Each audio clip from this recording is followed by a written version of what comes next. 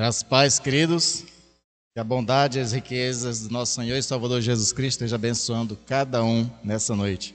Esse culto é um culto de adoração, de louvor ao nosso Deus, de buscar a face de Deus. E a minha oração é que todos encontrem o Senhor, todos vejam a face gloriosa do Senhor por meio da fé. Quero convidar os irmãos a fazerem comigo uma leitura bíblica em Isaías 42, dos versos 1 a 12. Você pode acompanhar e ler comigo através dos slides, onde eu vou estar lendo os ímpares irmãos, os pares. A palavra do Senhor diz: Eis aqui o meu servo, a quem sustenho, o meu escolhido, em quem a minha alma se compraz. Pus sobre ele o meu espírito, e ele promulgará o direito para os gentios. A igreja? Não clamará, nem gritará, nem fará ouvir a sua voz na praça. Não esmagará a cana quebrada, nem apagará a torcida que fumega. Em verdade, promulgará o direito. Não desanimará, nem se quebrará, até que se ponha na terra o direito. E as terras do mar guardarão as suas ruínas. Assim diz Deus, o Senhor, que criou os céus e os estendeu, formou a terra e tudo quanto produz, que dá fôlego de vida ao povo que nela está e o espírito aos que andam nela. Eu, o Senhor, te chamei em justiça, tomar-te-ei pela mão e te guardarei, e te farei mediador da aliança com o povo e luz para os gentios. Para abrires os olhos aos cegos, para tirares da prisão o cativo e do cárcere os que jazem em trevas. Eu sou o Senhor, este é o meu nome, a minha glória, pois não adorei a outro, nem a minha honra às imagens de escultura. Eis que as primeiras predições já se cumpriram, e novas coisas eu vos anuncio. E antes que isso sucedam, eu vos fareis ouvir. Cantai ao Senhor um cântico novo, e o seu louvor até as extremidades da terra. Vós, os que navegais pelo mar, e tudo quanto mareia, vós, terras do mar e seus moradores.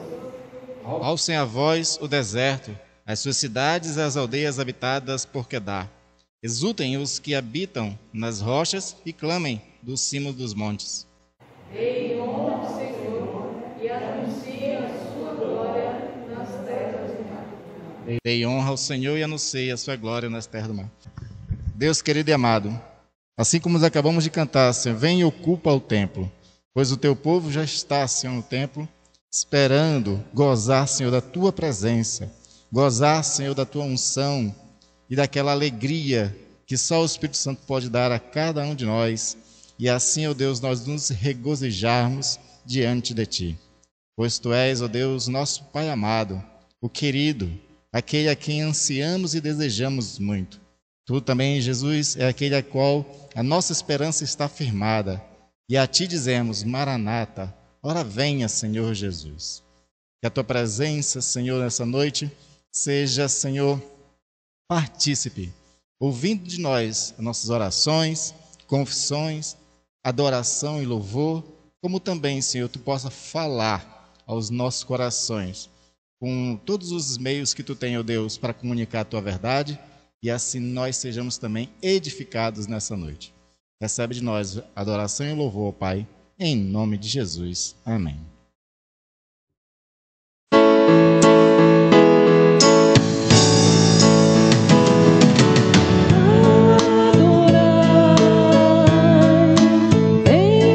Jesus.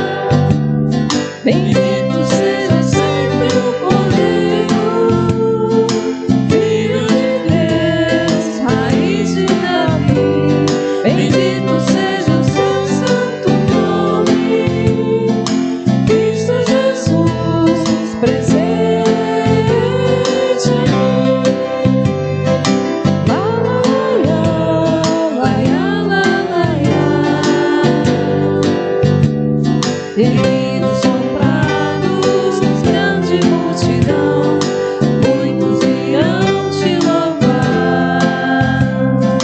Povo escolhido, teu reino e nação, no tempo e no espaço irão te adorar. Bendito seja sempre o Cordeiro, Filho de Deus, raiz de Davi. Bendito seja o seu santo nome, Cristo Jesus, presente aqui. Laia, laia, laia. E a nós só nos cabe tudo dedicar, oferta suave ao Senhor. Dons e talentos queremos consagrar, e a vida no teu altar pra teu louvor. Bendito seja sempre o Cordeiro, Filho de Deus, raiz de Davi. Bendito seja o seu santo nome, Cristo Jesus, presente aqui. Cristo Jesus, presente aqui.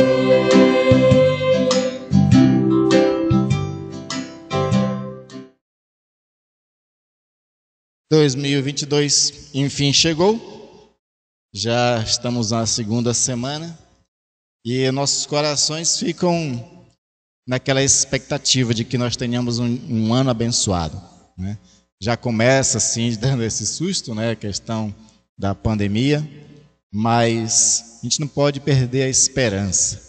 O povo de Deus tem um diferencial em relação às pessoas que não têm Deus no seu coração. O diferencial do povo de Deus é a fé. A fé não em qualquer coisa, mas a fé naquele que criou todas as coisas, naquele que é sustentador de todas as coisas, daquele que intervém na história da humanidade. E ele pode transformar, inclusive, o mal em bem. E para isso nós conhecemos muito bem o caso da vida de José, lá do Egito, filho de Jacó, em que, diante de todas as intempéries, adversidades que ele sofreu na vida dele, ele mesmo conclui, dizendo aos irmãos deles: o Senhor transformou o mal em bem. Nós podemos ver, então, Deus converter maus em bens. E nós podemos ser aqueles que, com os olhos da fé, já podemos ter uma expectativa boa para esse ano. E podemos também experimentar durante o ano as bênçãos, a graça, a misericórdia e tudo que Deus pode fazer de extraordinário para que as nossas vidas sejam uma vida de vitória e uma vida de bênção. Nós podemos ter essa certeza. E aí eu quero incentivar os irmãos, baseado no texto de João 15:5, a fazer uma coisa para ter a sua vida abençoada. Lá em João 15, versículo 5, se você quiser abrir na sua Bíblia, diz o seguinte: eu sou a videira, vós os ramos. Quem permanece em mim e eu nele, esse dá muito fruto, porque sem mim nada podeis fazer. Vou ler novamente esse texto. Eu sou a videira, vós os ramos. Quem permanece em mim e eu nele, esse dá muito fruto, porque sem mim nada podeis fazer. Pai Santo, a tua palavra acabou de ser lida e outros textos serão lidos também. E nós te pedimos, ó Pai, que a unção do Espírito Santo nos ilumine, Senhor, esses textos, e eles edifiquem e eles nos fortaleçam na fé e nos incentivem, inclusive, a ser ousados na nossa fé.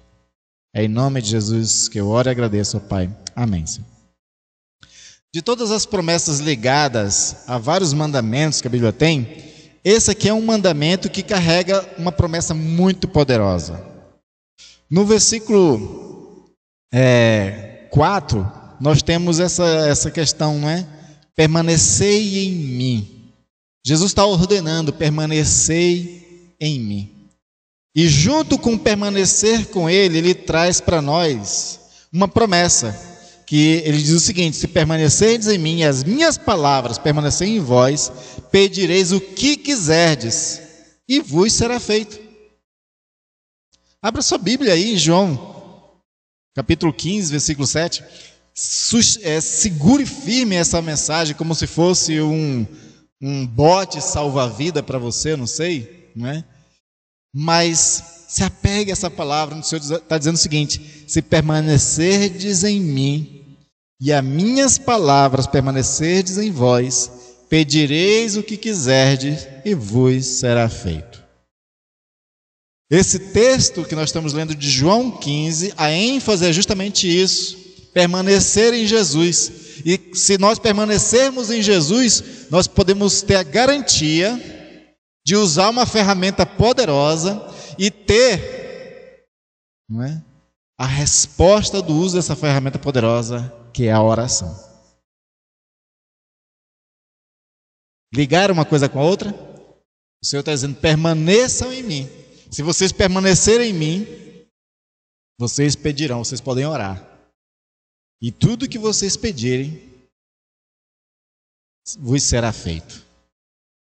É isso que o Senhor está dizendo. Não é eu que estou dizendo, não é eu que estou prometendo. Não é nenhum teólogo da prosperidade que está dizendo, não é nenhum pastor desses coach que está dizendo. É Jesus quem está dizendo. E aí no versículo 8, o Senhor ele vai um pouco mais à frente e mostra para nós o interesse de Deus em querer cumprir o versículo 7. Ou seja, Deus tem interesse que nós estejamos em Cristo, que nossas orações sejam respondidas. Por quê? Porque uma vez que a nossa vida é abençoada, ou é frutífera, como é a expressão que o texto está trazendo, o Senhor é glorificado. É isso que o texto está dizendo, quando ele diz o seguinte no versículo 8: nisto é glorificado meu Pai, em que deis muito fruto, e assim vos torneis meus discípulos. Quando a sua vida é abençoada, e quando as pessoas perguntam por que a sua vida é abençoada, e você diz: por causa do Senhor, o Senhor está sendo glorificado. Tem um texto do Salmo que eu acho muito interessante. O Salmo diz assim: Senhor, na cova ninguém pode glorificar o teu nome. O que o salmista está dizendo? Senhor, me abençoa, me protege, me livra dos meus inimigos, porque se eu morrer, não posso fazer nada para glorificar o teu nome. Não posso nada para fazer com que as outras pessoas saibam que tu é poderoso, que tu é abençoador. Um dos problemas da nossa falta de fé, e um dos problemas que faz com que o nosso cristianismo seja frio e estéril, é que as pessoas não veem mais um Deus poderoso. Aí a gente volta lá para os séculos XVIII e século XIX, onde se falava de Deus, mas não servia nada de Deus. Quando manifestações poderosas acontecem, quando o povo de Deus está sendo abençoado, isso testifica que Deus, ele não só existe, mas ele intervém na história e ajuda as pessoas. Quando Jesus saía fazendo bem a todas as pessoas, Deus era glorificado. Todo mundo dizia: Deus, enfim, olhou de novo para nós. Porque até a vinda de João Batista, antes dele, tinha se passado de 300 a 400 anos em que Deus não se manifestava no povo mais. Não tinha mais profeta, não tinha ação mais poderosa, não tinha mais reis, não tinha mais nada. O povo vivia sob escravidão. O povo vivia sob o jugo de outros povos. Ou seja, os outros povos podiam dizer para Israel: cadê o teu Deus? E eles perguntavam isso. Tem salmos que perguntam isso: cadê o teu Deus? Por quê? Porque ninguém está vendo nada. Tem um salmo que agora eu não me lembro qual é o número, não sei se é o 14, mas tem um salmo que é interessante porque o salmista ele faz umas perguntas interessantes assim: o mar não se abre mais, as montanhas não se estremecem mais. Ele começa a dizer um monte de coisa, e essas coisas que está dizendo que diante de Deus ninguém faz mais nada, é uma referência porque no ano passado fazia. Quando Moisés chega aos pés, do Mar Vermelho e crava ali o seu cajado, o mar se abre. E o cajado estava representando ali, na vida de Moisés, o poder de Deus. Então, é necessário que as pessoas vejam o poder de Deus. E é por isso que o Senhor está dizendo isso. Nisto é glorificado meu Pai, que vocês deem muito fruto. Frutificar é ser abençoado. Frutificar é ter uma vida abundante. É produzir com alegria. É gozar de saúde, de ter sustento, de ter família abençoada, de tudo que nós possamos imaginar. Isso é ser uma vida frutífera. E aí o Senhor está colocando para nós que isso é que é possível se nós permanecermos neles e orarmos. E a própria oração é um dos recursos que o Senhor usa para que a gente permaneça nele. Porque quando oramos, buscamos intimidade com o Senhor. Quando dobramos o joelho ou quando nos separamos num quarto para orar, nós estamos entrando na presença do Senhor. E essa intimidade faz com que a gente esteja em Cristo. É isso que o Senhor quer. E aí nós temos exemplos bíblicos maravilhosos para nos incentivar a oração. De pessoas que oravam e Deus atendia as orações. E maior exemplo pode ser dado para nós da pessoa de Jesus Cristo. Não quero nem citar no Antigo Testamento vários profetas e outros, mas pegando já a partir da pessoa de Jesus Cristo. Jesus era um homem de bastante oração. Se nós olharmos com cautela os evangelhos, facilmente a gente vai notar que Jesus vivia em oração. Em todos os evangelhos mostra que diante de algumas situações, o Senhor sempre se retirava para orar. Então, quando Jesus, por exemplo, estava abençoando as multidões, curando enfermos, fazendo os milagres acontecerem, de repente ele despedia as pessoas e se retirava para orar. Interessante que o descanso de Jesus era em oração. O descanso do Senhor, a busca de refrigério depois de um dia de trabalho, não era dormir, era orar. Porque no Senhor a gente encontra o refrigério. O Senhor é nosso pastor. Deitar-me faz em verdes pasto e me leva mansamente para as águas de descanso ou tranquilas. É no Senhor Deus que Jesus ia descansar depois de um dia exaustivo de trabalho. Nós temos a tendência de querer, não, hoje não dá nem para orar porque eu estou muito cansado. Na verdade, as nossas forças são renovadas justamente quando oramos. Daniel, João no Apocalipse, Jesus e várias outras situações aparecem de que quando esses homens estavam muito fracos, muito cansados, eles recebiam um toque do Senhor. E aí eles revigoravam as forças. Porque a nossa principal energia que nós precisamos ter é na alma do que no corpo físico.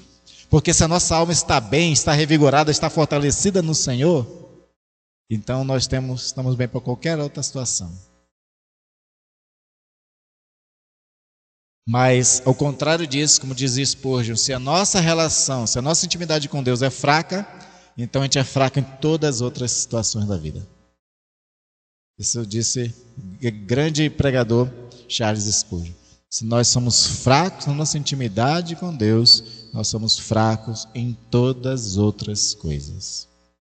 Por que a gente não suporta as dificuldades da vida? Porque a nossa intimidade com Deus é fraca. Porque quando estamos no Senhor, Ele nos fortalece. Não é isso que Paulo diz? Quando estou fraco, é aí que me sinto forte, porque o poder de Deus se aperfeiçoa em mim, ele diz. E aí posso todas as coisas naquele que me fortalece. Então Jesus iria descansar em oração ao Senhor. Também quando Jesus ele ensinava as pessoas, depois ele se retirava e ia orar também. Esses momentos de oração são coisas que eu gostaria de saber o que Jesus orava com o Pai, como é que era a conversa, sabe? Eu fico curioso para saber. A gente tem algumas orações citadas, curtas orações citadas na Bíblia de Jesus, mas aquelas orações na madrugada e de outros momentos a gente não vê. E aí imagina o Filho amado de Deus orando ao Pai, e ali era WhatsApp direto, né? Conversa no viva voz direto. Era assim que era a relação de Jesus com Deus. E Jesus, sendo Deus, ele buscar mais intimidade com Deus. Porque Jesus sabia que se a intimidade dele com Deus fosse maior, ele daria conta do ministério. Ele daria conta daquilo que ele tinha que fazer. E nós sabemos que o que ele tinha que fazer era muito duro. E Jesus buscava Deus em todas as situações. Por exemplo, quando ele foi escolher os apóstolos para caminhar com ele, tinha muitas pessoas que estavam seguindo Jesus. Porque a pregação de Jesus era poderosa e estava fazendo milagres. Então muitas pessoas empolgadas com tudo isso ficavam atrás de Jesus. E aí, de repente, num certo momento, Jesus, daquela multidão de pessoas, precisava escolher 12. E aí ele não foi naquela questão de assim, vou escolher os que mais eu gosto, que mais se identifica comigo, que eu vou com a cara dela. Não tinha esses critérios, não. O critério de Jesus é, Deus, quem é que eu tenho que chamar? Então Jesus ele foi orar. O texto de Marcos, capítulo 6, fala claramente de que Jesus subiu ao monte e foi orar, pedindo direção de Deus para escolher. E aí quando Jesus desce, aí que Jesus escolhe os 12 para estar sempre com ele. E é interessante que nessa situação, Deus foi não foi muito bonzinho com Jesus não, né? Porque Deus diz assim, olha, escolhe Pedro, escolhe esse, escolhe aquele, escolhe aquele. E era só gente ruim, gente. Não tinha ali nenhum fariseu, não tinha ali nenhum puritano, não tinha nenhum presbiteriano, sabe? Não tinha gente boa lá, não. Mateus era publicano, era uma das pessoas mais odiadas de Israel. Tinha um Simão que era zelota, que era um guerrilheiro. Tinha o Judas, que era ladrão, e ainda depois ia ser traidor. Tinha Pedro, que era uma pessoa bem difícil e letrado ainda por cima. Tinha o João e o Bartolomeu, que era gente esquentada, irada, sabe? Tanto que eles eram chamados de filhos do trovão. Essa era a qualidade das pessoas que andavam com Jesus. E foi Deus que disse, escolhe esses aí.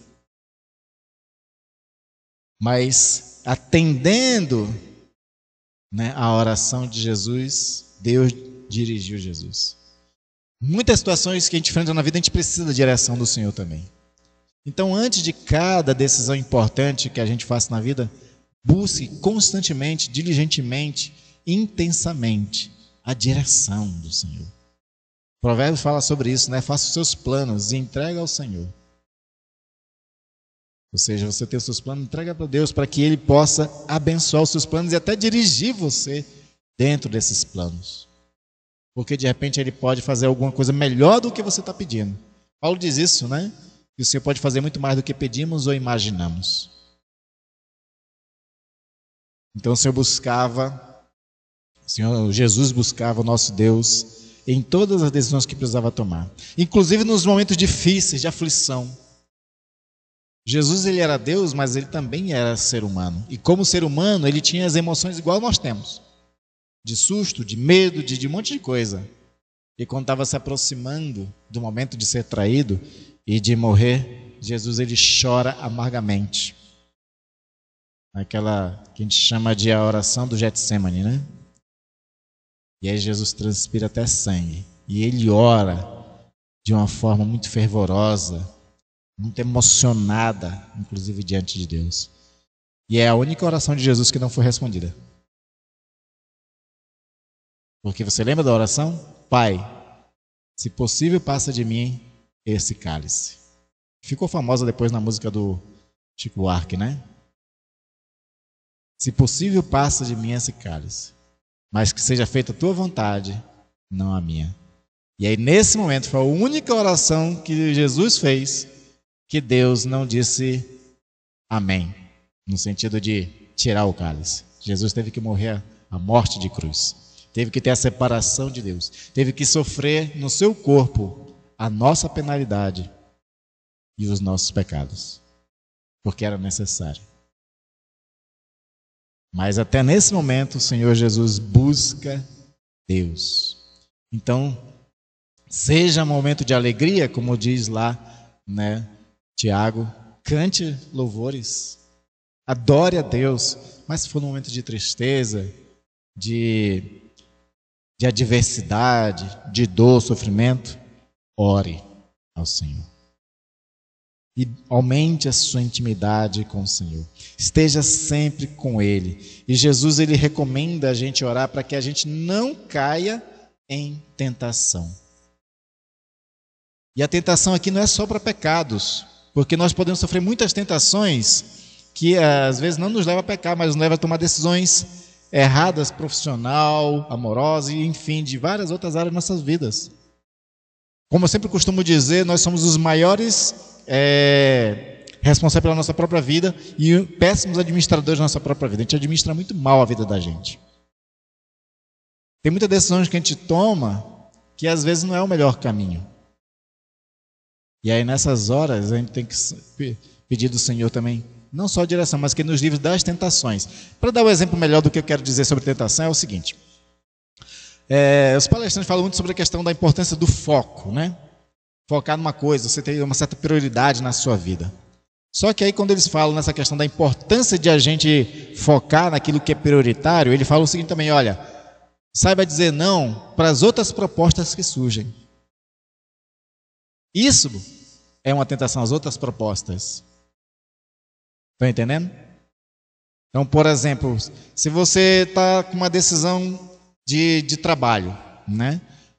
Esse ano eu quero trabalhar em certa coisa. E aí você coloca aquilo como prioridade. Mas durante o ano vai surgindo outras coisas. Vai aparecendo outras tentações. E vai tirando você, desviando você do seu foco, da sua prioridade. E eu estou colocando uma situação profissional, mas pode ser qualquer área da vida. E inclusive a espiritual. E aí que vem a questão importante. Nós temos que priorizar a nossa vida espiritual. Porque buscar em primeiro lugar o reino de Deus. Se a gente prioriza a vida espiritual, nossa intimidade com Deus, a gente se fortalece e as outras coisas serão acrescentadas. Então nós temos que também buscar ao Senhor sempre diante dessas situações. Então Jesus, ele sempre incentivou também os discípulos a orar. Os próprios discípulos, de verem o exemplo de Jesus, de uma pessoa que orava, e orava bem, e orava de forma que Deus respondia a sua oração, eles chegam para Jesus, ensina-nos a orar.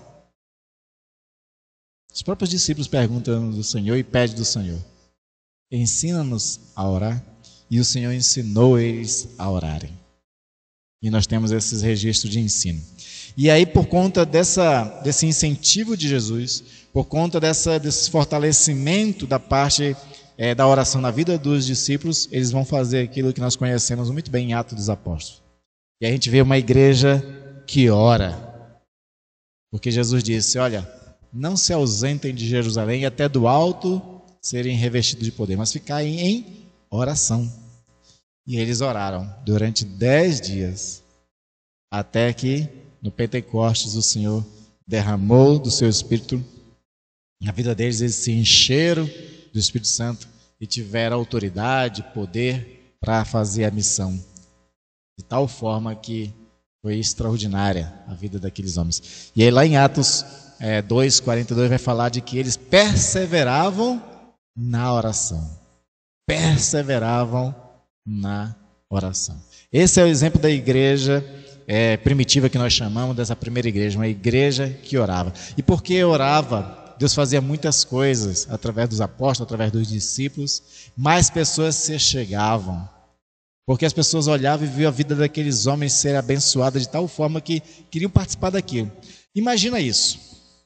Você, de repente, se depara com uma religião nova, está surgindo aí. E essa religião está sendo muito perseguida por todo mundo. Não é?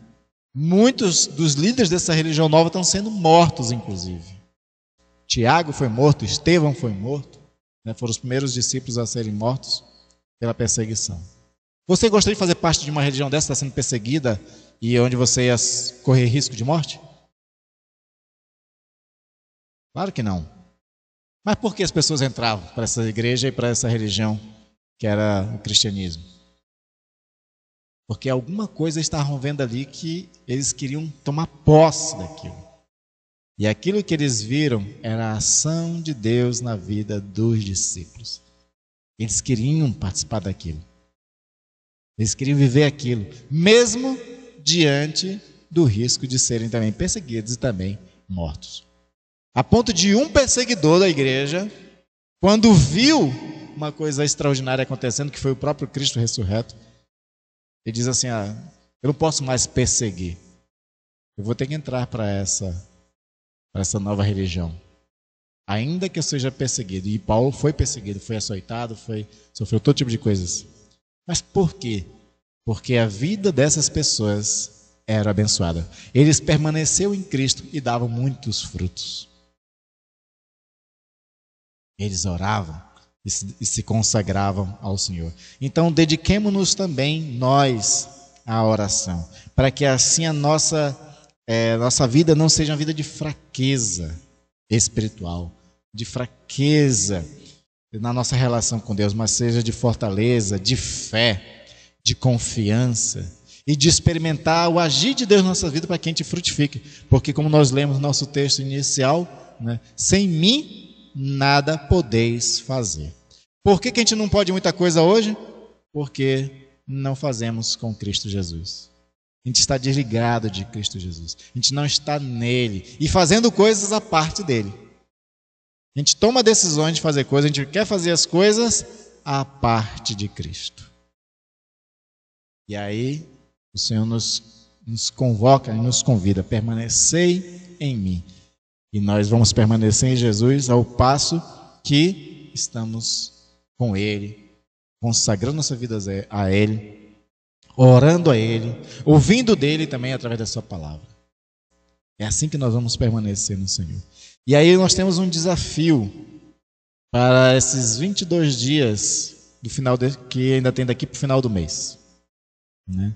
Hoje, dia 9, até o dia 30, né, o mês é de 31, mas né, para dar 22 dias até o dia 30. Nós temos o desafio de nós termos 22 dias de oração para ter um 2022 abençoado. E aí a minha proposta é que você todo dia reserve um tempinho para se dedicar à oração. E aí eu vou estar mandando via lá o grupo da igreja para o WhatsApp os motivos de cada dia de oração.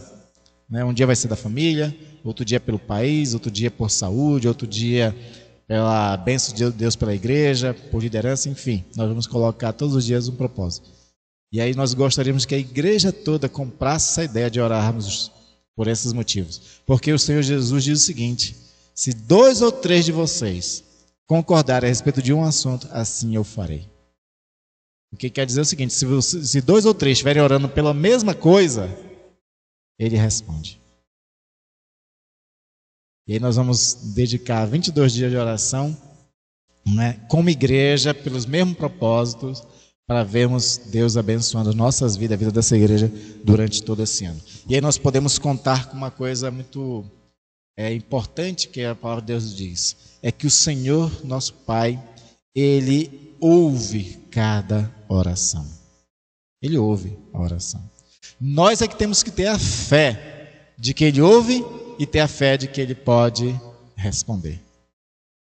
Então nós vamos orar com fé, orar com alegria, orar na expectativa de que nós estamos fazendo aquilo que o Senhor quer de nós, permanecer em Cristo. Esse é o nosso desafio para esse mês, e nós vamos estar falando bastante sobre oração para incentivar a igreja a orar. Se você estudar a história da igreja, estudar a Bíblia, você vai ver que grandes coisas Deus fez pelo seu povo quando o seu povo orava. Quando o seu povo orava. Israel estava exilado na Babilônia. Aí um homem começa a fazer uma oração, Daniel. Começa a se dedicar. Ele vai passar 21 dias de oração, pedindo de Deus que Deus livrasse Israel daquele exílio. E tempos depois, de fato, a Babilônia era conquistada pela Pérsia, e a Pérsia dá um decreto e libera todo o povo para voltar de novo para as suas terras. Foi com oração que o Senhor abençoou. Toda a história da igreja, toda a história bíblica, sempre que Deus faz coisas extraordinárias, é quando Ele vê o seu povo em oração e responde. Porque se esse povo que se chama pelo meu nome se humilhar e orar e me buscar, se arrepender dos seus pecados, eu ouvirei do céu, perdoarei os seus pecados e sararei a sua terra. Por isso nós vamos dedicar e vamos começar a partir de hoje. Vamos ficar de pé? Vamos dedicar esse momento em oração ao Senhor nosso Deus. Pai Santo, oramos, ó Deus, pela situação política e econômica do país. Também oramos, ó Deus, pela questão sanitária e da saúde, também, Senhor, diante dessa pandemia. E também quero orar, Senhor, agora por um avivamento no meio do teu povo. Que teu Espírito, Deus, se derrame como um rio de água viva sobre cada um. E todos, ó Deus, se regozijem, Senhor, de viver na plenitude do Espírito, para buscar mais a tua face, para pregar mais a tua palavra, para fazer conhecidos os teus feitos entre os seus vizinhos e colegas e familiares. Aviva o teu povo, Senhor. Tira, Senhor, toda a frieza, toda a aridez espiritual do meio do teu povo, ó Pai. E assim nós, como igreja, ó Deus, nós sejamos aqueles, ó Pai, que têm intimidade contigo, que permanecem em Cristo, que faz se manifestar o reino em toda a sua plenitude, seja na justiça, seja na área da saúde e social, seja na área espiritual. Abençoa teu povo. Eu tenho certeza, Senhor, que uma igreja avivada, ela pode influenciar positivamente todo o país também, Senhor. Ela pode, inclusive, ter a sua função profética, ó Deus, que é uma das tarefas dela, diante, Senhor, desse ano, que é um ano também eleitoral. Pai Santo, conduz a tua igreja no meio, Senhor, dessa nação. Faz com que a tua igreja, Senhor, viva de tal forma que ela entre e conquiste a graça das pessoas, como foi a igreja primitiva. Que as pessoas olhem para nós, Senhor, e vejam Deus operando no nosso meio. Que eles vejam um Deus amoroso, um Deus que cuida, que vela pelo seu povo. Enfim, ó Pai, abençoa de fato a tua igreja, a liderança da tua igreja, Senhor. Dá direção, Senhor, a teus líderes, ó Pai, que tu levantaste, Senhor, nessa igreja e nas igrejas que professam o teu nome. E que eles tomem melhores decisões, ó Pai, a respeito daquilo que eles têm autoridade para efetuar. Pai Santo, abençoa a nossa IPI de Araraquara, Senhor. Fortalece o teu povo, anima o teu povo, Senhor. Cura, Senhor, a enfermidade daqueles que estão enfermos. Prospera os negócios daqueles que têm empresa.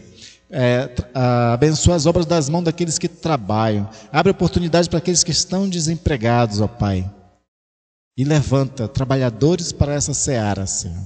Nós queremos ver um ano 2022, ó Deus, um ano frutífero para glorificar o teu nome. E que em tudo, ó Deus, que nós venhamos a fazer, de fato, seja para a tua honra, para a tua glória, para o teu louvor e para manifestar Cristo nessa cidade. É em nome de Jesus que nós oramos por essas coisas, ó Pai. Amém. Amém. Vamos adorar o Senhor com mais um cântico?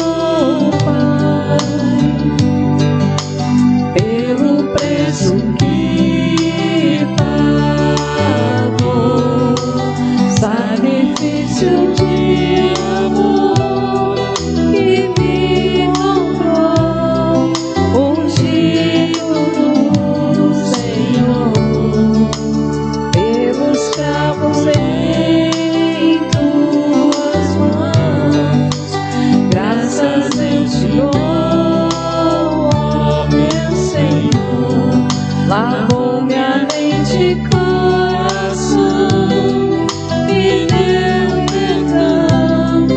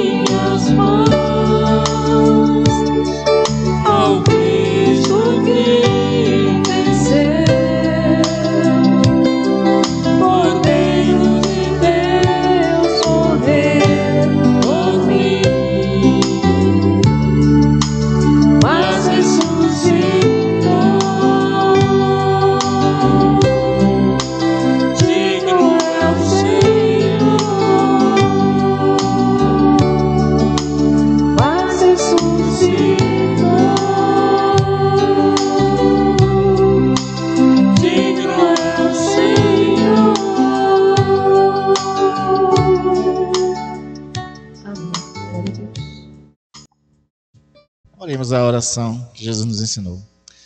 Pai nosso, que estais no céu, santificado seja o teu nome, venha a nós o teu reino, seja feita a tua vontade, assim na terra como nos céus. O pão nosso de cada dia nos dai hoje, perdoa as nossas dívidas, assim como nós perdoamos aos nossos devedores. Não nos deixes cair em tentação, mas livra-nos do mal, pois teu é o reino, o poder e a glória para sempre. Amém. Receba a bênção, amados. Que a graça do nosso Senhor Jesus Cristo te acompanhe. Que o amor do nosso Deus Pai ouça as vossas orações e o Espírito Santo responda em vossos corações, trazendo cada vez mais fé para tudo aquilo que vocês necessitarem, desde agora até a vinda de Cristo Jesus, nosso Senhor. Amém. Amém.